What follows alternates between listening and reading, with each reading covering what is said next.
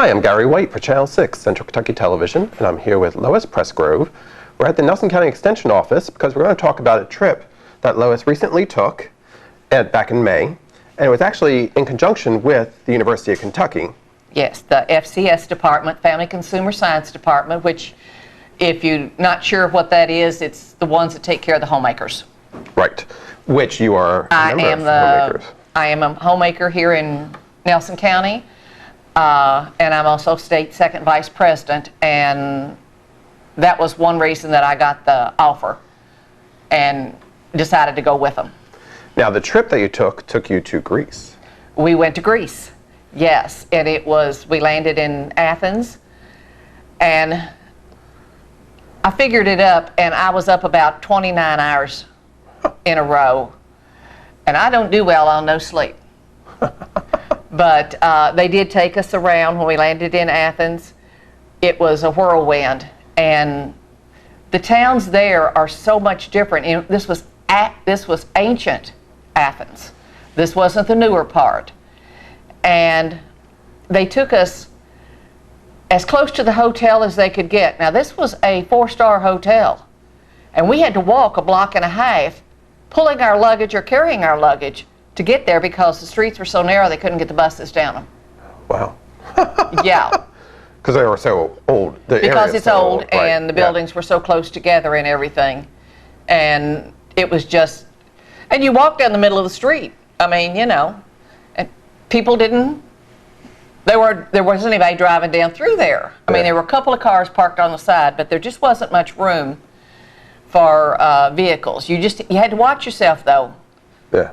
Because the motorbikes were. Oh yeah, whizzing by. So this trip was with the University of Kentucky. Yes. And there was a purpose. It was to study the Blue Zone, did you say? To study the Blue Zone, and that is one of the 5 Blue Zone areas, not Athens, but the island of Icaria, in a part of Greece, is one of the 5 Blue Zone areas in the world. Okay. Now, what is the Blue Zone? And in the Blue Zone areas, it's where people live to be healthy, even into their hundreds. One of the reasons that we went was to see what we could do to come back and show people what we have learned for a longer life, how to live a longer life. And these people were in their 80s, 90s, 100s, and they were still farming or gardening or cooking, or, you know, they weren't in nursing homes, they were in their own homes taking care of themselves, and most of the time taking care of part of the family. That's great. And so you started off in Athens, you said. Yes. But then you actually spent a week on this island. On Icaria. Icaria, okay. And yes, when we flew in, we met our guide, Thea, and she owns a restaurant and rooms. Some of them stayed in the rooms there. I was lucky enough to not be in the rooms there, but I was up on a hill. And we have lots of pictures I'm going to be showing you as we're talking that Lois got to take. So we got there late in the evening on Icaria, and it was about 10:30, 11 o'clock, so it was dark when we got up to the place where we stayed. And there was no 4-star hotel there, I assume. We stayed in efficiency apartments that were ours was attached to a house. Okay. And I don't know how to pronounce her full name, but we called her Ava, short for her. It was the English part. And being as there were 24 of us that went, there were more than what they usually took, so all of us couldn't stay down around the restaurant in some of the apartments down there because it was a larger group. So we stayed up with Thea, and up there we were 3 miles from Thea's restaurant. They would come and get us, or Thea or Ava would take us down. But I want to show you one of the pictures from up there. What I saw the next morning when I woke up and went to my chair that I sat on the deck in every morning and read. And it was just so relaxing. You could see down the valley, and you could see the Aegean Sea from where we were. That's what this is down in here. Wow. It's down the valley. We were in an upstairs apartment, and it was just magnificent. But even better than that, my first view from the apartment that first morning that I was there. Of course, it was dark when we came in. We didn't know what anything looked like. The bathroom was on the front of the house. Like I said, we were on the second floor. I opened the window in the bathroom just to look out and see what was out there. And there, across one of the terraces, and I'll tell you more about terraces later, but across one of the terraces was a little old man herding his goats. That was my first view of Icaria, and I fell in love. Later that morning, we'd gotten up, gotten dressed, and we were supposed to, our ride was supposed to come up and get us, and they were running late. We went up to the end of Ava's Drive, and this little man was right across the road, and he spoke no Greek. He spoke no English. We spoke no Greek. But he was up there and hollering at us and motioning for, come on up, come on up. Well, we could still see the road for a distance, so we knew we had plenty of time. So we went up to see him, and a magnificent host. First thing he did was wanted to know if we had eaten. And it was all pantomime. None of us spoke any Greek. But we knew that's what he was asking, and he went over and started picking apricots off of a tree. Huh. You don't know what an apricot is if you've not had one fresh off of a tree. They are absolutely delicious. We just wiped them and ate them, and that was our morning every day when I was there. We would go up and see Ava's dad. It turned out it was her father that was living up there. Okay. And we went up and ate, and he gave us apricots. One day we came in middle of the day to change clothes, and Ava had just put a bowl of fresh apricots in our room, so we ate apricots all day. Huh. They were just so good. But then he wanted to know if we wanted something to drink. And I held up my bottle of water and took a little sip of it, and I've got water. But one of the other girls said, yeah, she'd like to have something to drink. Well, lo and behold, here he comes out with a bottle of moonshine. I didn't drink the moonshine that morning because I had my water and I could gracefully get by without it. But before the week was over, I had my taste of moonshine. And when we got ready to leave, he had bottled some of it in bottles about this tall and gave each one of us our own little bottle of moonshine to take home with us. So that's one of my most prized possessions from this trip, is my little bottle of moonshine. Was it tasty? It burnt all the way down. But I don't usually drink anything other than water and tea, so anything with any spirits in it would be. But he made it himself, so it was pretty good. That's what the girls were telling. Very good. What if it was made with apricots? I don't think so. That'd been interesting. So you were there for a week. I was there for a week. Right, on the island. Yes. Right. And on that island, the older ones that are in their 100, 108, 110, there are some of them still left. But they are superstitious. This is one of the educators that was our speaker. We had a speaker every day from different groups. Physician's assistant, a pharmacist, teacher, city leader, different ones that came and spoke to us every day about the way things were on Icaria, which are gradually changing. But one of them told us that the older people had the groups come in and they would talk to them. And 6-8 months later, maybe one of those people would die. And they got superstitious and they said, no, I'm not talking to anybody else because it'll cost me to die in 6 months. And so the ones that we talked to were in their upper 80s. The gentleman that I was telling you about that walked across the Ava's dad that I saw the first morning there, he was 87 and still did all of his own farming. I saw him pick up 2 50-pound bags of feed, one on each arm, and just walk around like it was, he had, you know, a feather on his shoulder. And he's 89 years old. Yeah. He just finished building his a brick bread oven. He does most of his cooking outside.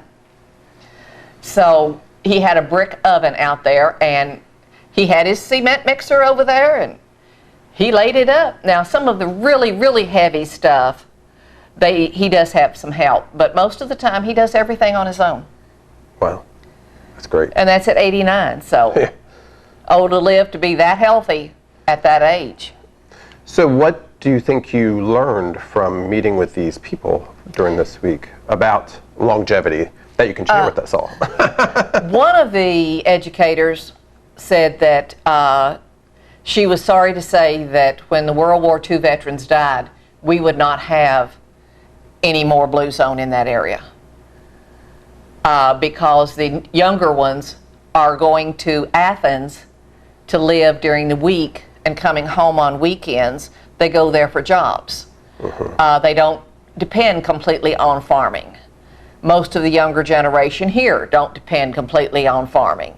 So that is one of the things that's causing the blue zone to be leaving that area. But the things that I found out is the stress level over there is way down. I mean, if they tell you that it'll be 5-ish, and they don't say 5 o'clock, they say, around 5-ish. And you might leave at 6. You might leave at 7. You know, plans may change at the last minute and they don't, you know, but we'll do that tomorrow. It's the idea of the stress level is so much slower. And the food, one day when we were there, the second day, we went up to Thea's farm. Her husband was up there, and they had the vegetables and the fruits, anything in season. I ate apricots up there too. But he had mulberries and apricots and strawberries, zucchini, a few tomatoes that were starting to come in. This was the last of May, and I got home on the 10th of June. So I went from the 29th to the 10th. And our gardens were just beginning to produce, but they don't have as cold a winters over there. Everything over there lasts through the winter. You don't have to take it in and put it in greenhouses, or 90% of the stuff anyway. So it's the stress level and the diet. And we went up, when we went to the farm, we helped pick everything, or most of it, and her husband had picked some of it. And we took it all down to the restaurant, and we cooked it that morning. We cut it up, and she showed us different recipes. They use a lot of olive oil, not much salt. They use natural seasonings. We even picked some of the seasonings that we could use fresh, and then she had some others that were better dried, so we used those to make our dishes. And everybody that was there took turns cutting up the vegetables. I'm helping prepare the meal. I was looking for, here we go.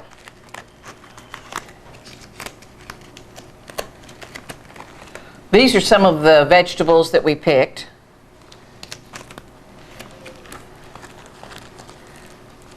And here I am cutting, and there's one of the dishes. Wow. Looks I cut good. up zucchinis. Yeah. And Looks they don't very cut good. stuff up real small, and most of it is baked. They don't fry a lot, but they do use a lot of oil and do bake a lot. And I think that along with the Mediterranean diet is, you know, it follows that idea of eating fresh and eating more vegetables than we do meats. The day that we cooked, we had no meats at all, and nobody missed it.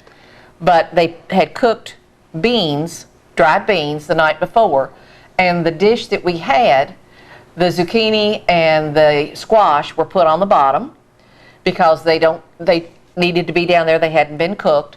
Then the tomatoes went on top of that because they don't need hardly any cooking. And at the top, I don't remember what all was in it right now. She's sending us the recipes.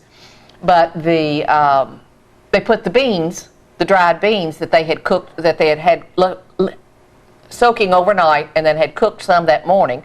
They poured those on the top of it and then put it in the oven. And that was lunch. And it was filling, very filling. I bet. Did they have a lot of feta cheese? All the salads had feta on them. They do not use crumbled feta like we get here. They use the block of feta, and I probably have,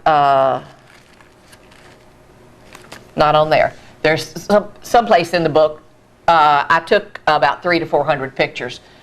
So, and Gary's going to be showing you some of those. He's got a CD of my pictures, so he's going to be showing you some of those. But their salads, just a regular Greek salad, tomatoes, cucumbers, peppers, onions in some of them. Some didn't have onions. But on the top, they had a big block of feta. And you took off what you wanted. And I mean, it was this big. A big, huge thing of feta right on top of it. After they dressed it and everything, and it was dressed with olive oil and balsamic vinegar. But that was tasty too. It was tasty, and there was one that was just really, really good, and they had reduced the balsamic vinegar and made it thicker and darker and poured it over there, and you could tell the difference. It was really tasty. How about olives? Oh yes, black olives on everything, or in the salads, and then some of the salads. I mean, some of the salads had olives on them that still had the seeds in them, because olives grow over there. So used a lot of the different kinds of olives. In fact, one of the appetizers at one of the restaurants, we all looked at the dish, and it was a rectangular dish that was divided. One end was small and the other end was big, and the big end had olives in it. And we didn't know what the small end was for. So we took some olives off, put them on our plate, and took the seeds out, put them on our plate. No, that little section is to put your olive pit. And, you know, it's just little customs like that we don't do here. Yeah, that's pretty neat. So during the experience, you had a lot of different, while you were there for that week, you had a lot of educational elements to it, obviously. Yes. But also in experiencing the food for it. Did the instructors kind of share their insight too, as well, as to what they feel is occurring that makes it a blue zone? Yes. They were talking about, with the youth going over to Athens to work, that they weren't eating as good. They were eating some fast food. They weren't eating stuff that was cooked as fresh. Things like that, and that makes a big difference in your longevity. And you can't expect to start on a healthy diet when you're 45 or 50 and expect to live to be healthy at 100. You've got to start this out at birth. They do. They started out with good eating habits. 2/3 of their plate filled with the fruits, with the vegetables that were cooked. Very few potatoes. Even their potato salad was different from ours. It had cucumbers and peppers and onions and tomatoes cut up in big hunks, They cooked the potatoes on the stove and put them in there in big hunks. And then poured olive oil and vinegar on them, or olive oil and balsamic vinegar. So that was their potato salad, and it was good. It was different, but it was really, it was tasty. It was sort of a twist on a Greek salad. So there's longevity. Is there disease? Do they have like cancers and stuff like that? Is that they don't have as much of that, and they still do have some. And one other reason that they're talking that they won't be having as many older ones is because the younger ones have taken up smoking. And when we went to a hospital one day, they were having a lung clinic. The doctors were just working on anybody that had a lung problem that day. And the nurse that was talking to us said that she went down through the clinic part. The clinic was attached to the hospital. The clinic part, and she said she heard the doctors, there were only 2 of them available then, and they were saying, if you want to live longer, stop smoking. If you want to breathe better, stop smoking. If you want to be able to walk further, stop smoking. So, but I noticed over there that the restaurants are not smoke-free, and there were a lot of people smoking.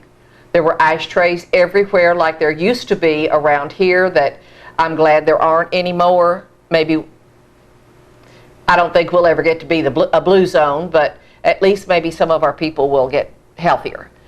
One other thing is that they said that they don't have the opioid problems. They still have them some, but on Ikaria, it's a smaller island, family island, rural. They don't have as much of that. One other thing that I thought was really interesting over there is that the hospital, sometimes it's 3 hours away. The pharmacist is the first EMT that you see. If you have a problem, you go to the pharmacist. And he will give you things that are not prescription necessary. Some of the ladies ended up with a rash on their leg from chigger bites. And he recommended a cream. It's topical with, it had a little antibiotic in it, something you could buy here over the counter too. So, I mean, you know, that kind of stuff. But to be so far away from a doctor, and occasionally they will take the people to a certain area where they know the doctor is going to be. He travels around some of the doctors do, travel from one community to the other to see people. And if you know that the doctor's going to be, he's got a regular schedule. If you know he's going to be in Nos, which is the name of the town that we lived in, or that we stayed in, on the island of Ikaria. And if you knew that the doctor was going to be in Nos and you lived anywhere close and you had a problem that you needed a doctor to see, then that's where you would go. And they don't make appointments, you just go and wait. Now, I imagine if you're eating fruits and vegetables and healthy meats or what have you, lean meats, then you probably don't have as much of a high blood pressure or high blood sugar or some of the diabetes or high blood pressure issues that plagues the country here with a lot of the foods, because I think there's a lot of foods we eat. And also some of it is genetic, obviously, for that element here, but those families probably have been there for generations, so genetically they may not be predispositioned to those conditions either. Yes. The families do not sell their property. They will buy more property, but they are doing that for the next generation. I heard that a number of times, that this has been, my parents handed it down to me, their parents handed it down to them, I'm handing it down to mine. And sometimes there would be a building that looked almost like a hotel, but in one section of it, it would be in a U shape maybe. And on one side there would be the mother and then across the back, there might be her son, and across the other side would be her daughter, and then their families would live with them, or they had enough room that they could build on, that they could move them into another section of the house. But there was one older lady that we saw that was 89, and she talked to us through a translator, and she fed us fried spinach pies, which is something we got a couple of times over there. The hand pies that you get, that's what they called them, was hand pies. Mm-hmm. And she made hers out of spinach, and they were the best ones of all the ones that I ate over there. And in fact, I even had a second one. Mm-hmm. But she was telling that when the children and the grandchildren knew that she was making fried pies, they would come by. Some of the children come by early in the morning and eat breakfast. She cooks. They don't come in and cook, and they have to go to work, so they don't clean. She says, I have to live longer because I have to take care of my children and my grandchildren. It gave her a reason to live. So many times we take that away from our elderly people. They don't have a purpose. So I've heard people here in the United States say, nobody needs me, I may as well go on and die. Or what's the use in living? I don't have a purpose. We need to stop that with our seniors. We need to give them something. Maybe they can't do a lot, but they can do something, and we need to let them do it. Absolutely. So you had mentioned that this was one of 5 blue zones in the world. Yes. That's known, right? Do you know where some of the locations? I do know that one's in Alaska, don't know where, and I don't know where the others are. So we do have one in the United States? Yes. And I wonder if there's common similarities among the various different... From what I have read about the Blue Zone, a whole lot of it is less stress, family-oriented, mm-hmm.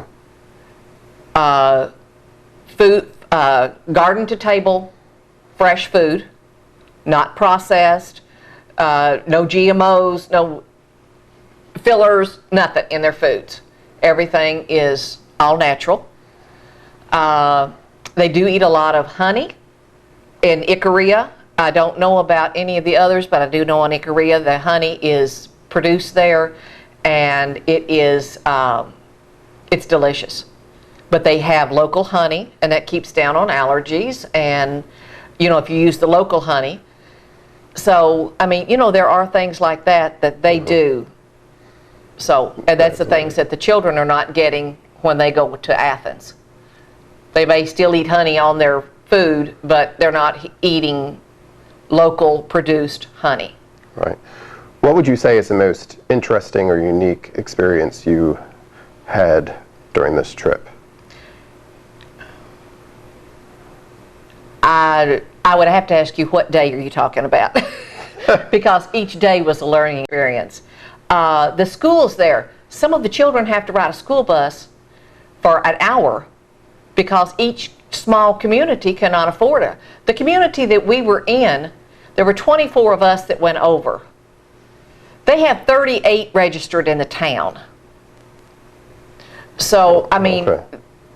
But now this is not one that depends on tourists. Mm-hmm. And when they have parties, everybody in town, they had a party for us one night.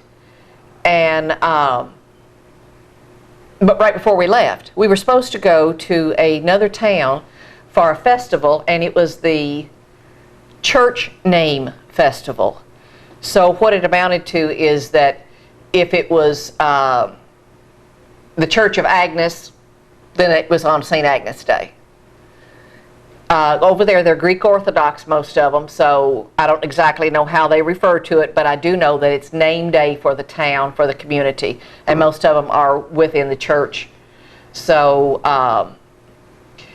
it turned out that there was a lady, and they said the festivals over there go on from early morning to way past midnight.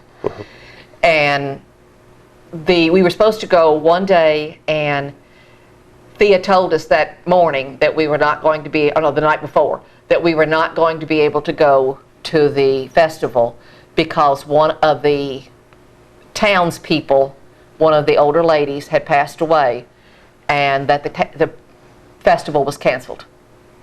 I mean, the towns are that small. Everybody goes to the wakes.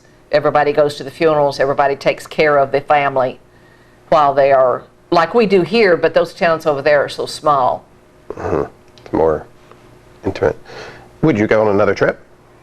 I would love to. I would love to go back to Ikaria because I'm sure there's things that I didn't see. And I had fallen in love with Ava and her dad.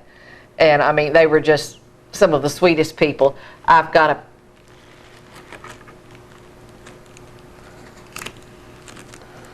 This is a picture of Ava, her dad, and me. And I'm holding the moonshine. That was the day I had to take a drink. But they are some of the nicest people. And his house is painted with a white paint every year. You can see the house better in this picture. But it's painted with white paint every year. And the white paint has lime in it. And that is to keep the bacteria down.